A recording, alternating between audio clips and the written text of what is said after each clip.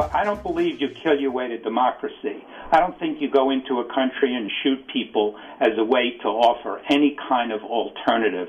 We've seen the tragedy in that policy, and I'm so sad to say that the Center for American Progress report actually calls for a lot more troops than the president has committed to.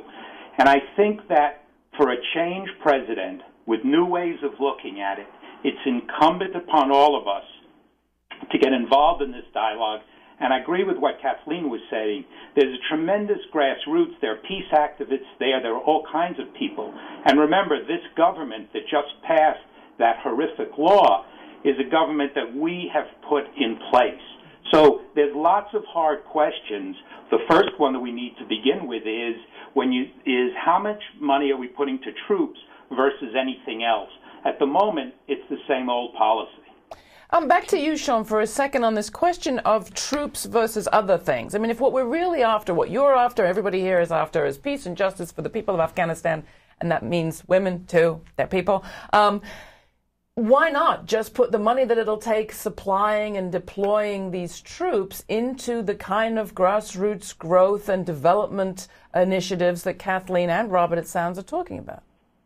Well, that's a good question, but I come back to the fact that in this chaotic security environment, I don't believe that any kind of dispersal of American aid is going to go to any particular use. I think that if you look deep into some of the ABC polling data that came out a while ago, what the average Afghan really wants is normalcy in their lives. They want to feel secure, and they want to feel they want to basically, we in the report go back to looking at the fact that you really do have to protect the population, and that's why we do call for an increase in military force. And we basically say that you have to protect the population, give them a sense of normalcy, and ultimately we feel they'll reject the Taliban, which they have been doing.